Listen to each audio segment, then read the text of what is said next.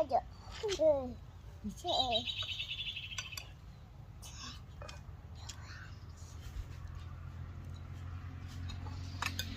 hộp trong khe mà hộp bài bằng ổn này này một hộp lần cà lô thì đấy này mình phải mà đá đấy này một hộp vậy một hộp lần cà lô xuất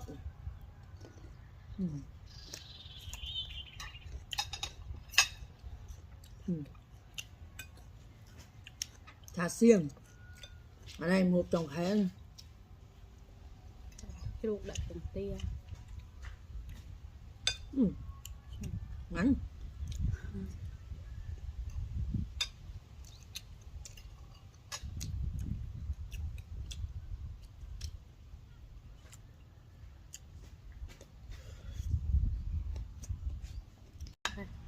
ngon